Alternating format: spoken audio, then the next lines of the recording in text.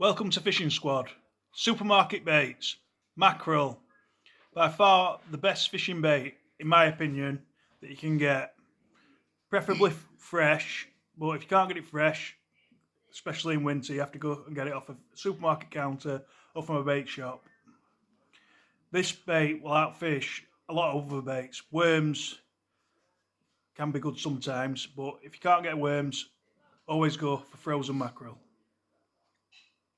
In my experience, where I fish, it outfishes worms, it outfishes a lot of other baits. I prefer to use it fresh, but like I say, if you can't get it fresh, which you can't do in winter, you have to go to the supermarket counter. But knowing what I know about mackerel, I won't even eat it off a supermarket counter, and I'm a bit picky with my mackerel because I'm used to having it fresh a lot of the time for bait. But it is an excellent bait, and if you have to use it in winter, then get it off a supermarket counter.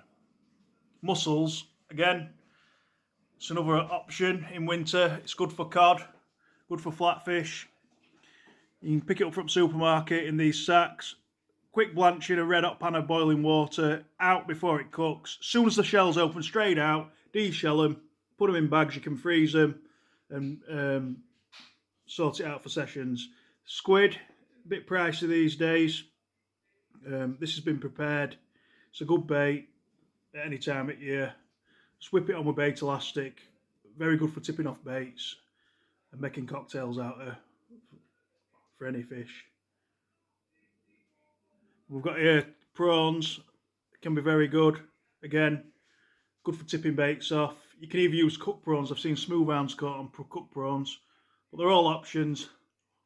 These baits what I put up so far. You can make your fishing very diverse, even in winter when it's difficult to get hold of certain baits. Sprats, again, I've caught fish on sprats. Not my favourite, but they're okay if you can't get hold of any mackerel. But I've caught pollock on sprats in winter, as you'll see in this next picture that's coming up. Caught a decent pollock. Here it is, just shy of £2. Made a good eating fish that. It went off like a rocket on a whole sprat that. Put plenty of bait elastic on with him, that's a good tip. We've also had coalfish on strips of mackerel in winter, that's one of them there. It's just about just keeping your options open in winter. Right, moving on from what I've just said about supermarket baits, I'm going to show you a rig that I'd put these on in winter when you can't get all the fresh bait. I tend to use more elastic on these baits because they're frozen baits, and the mackerel especially, it don't freeze well. It's an oily fish, and when you start trying to freeze oily fish, the oil reacts with the flesh on it, and it sort of comes out of it and makes the flesh go soggy or sloppy.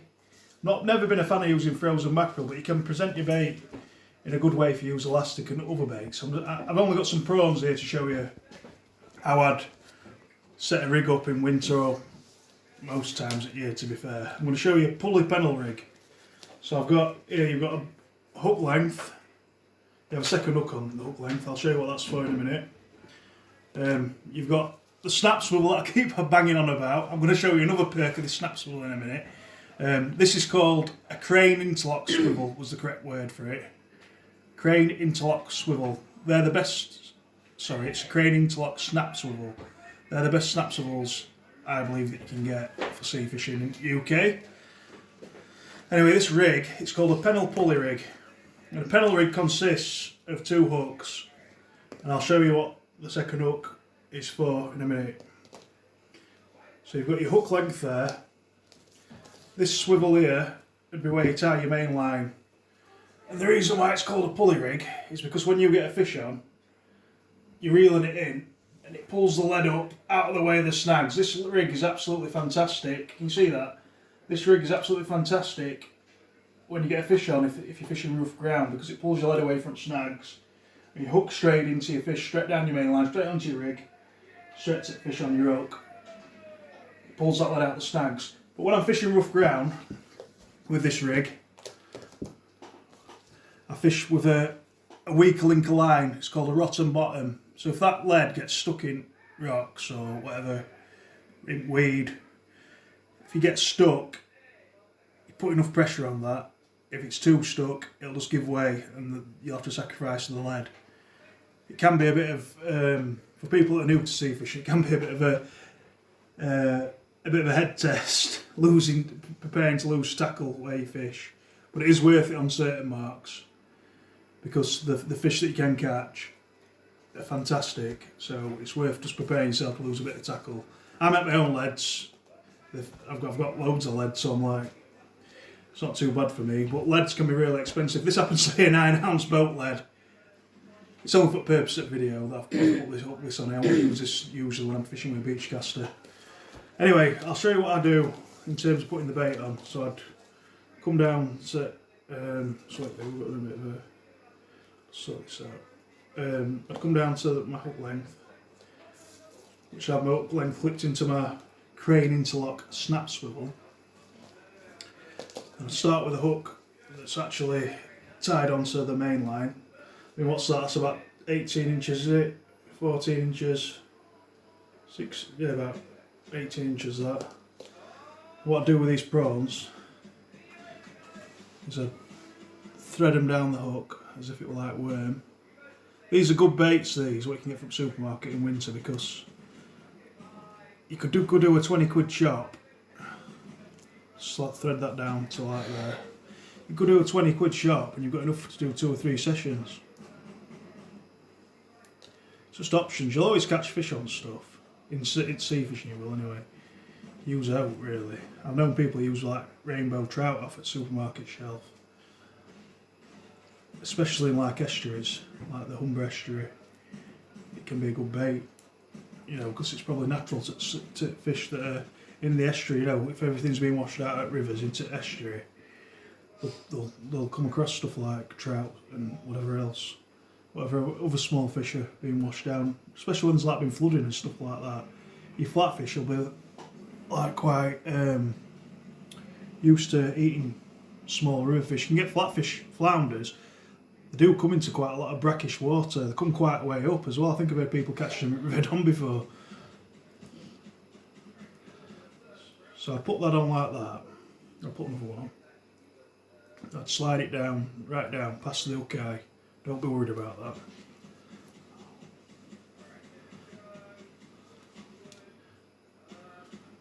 So thread that on, leave my, I like to have that exposed, and I just push it back a little bit.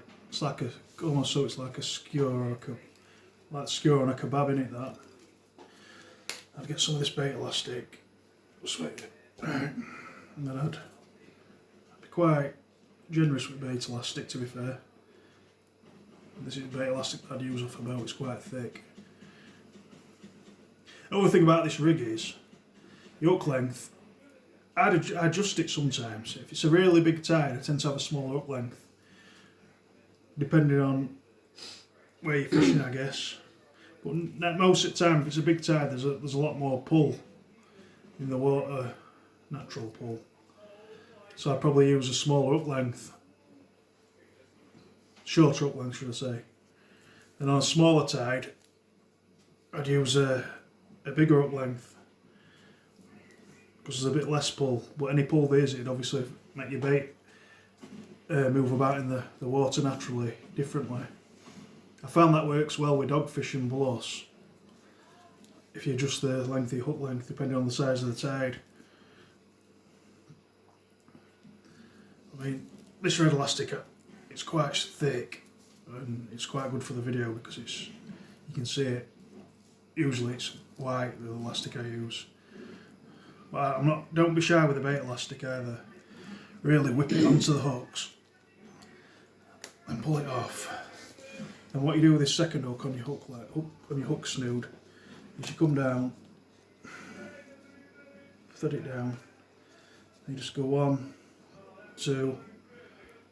I normally do 2. Obviously I've got a braid hook link here, just for video demonstrations, and thread it through and pull it back. Then what you've got there is you've got a bait whereby for fish, you can put a big bait on with this. Fish comes to the bottom of the bait, it's going to get hooked. If it smashes the top of the bait, it's going to get hooked. Now cod and bass have got really big gobs, and sometimes when you fish with a single hook length on a single hook on a big with a big bait, if they really smash your bait quickly, they can sometimes miss the hook point if they go for the top of the bait and then another hook there. So I like to use a pennel rig when fishing for cod or bass because of that.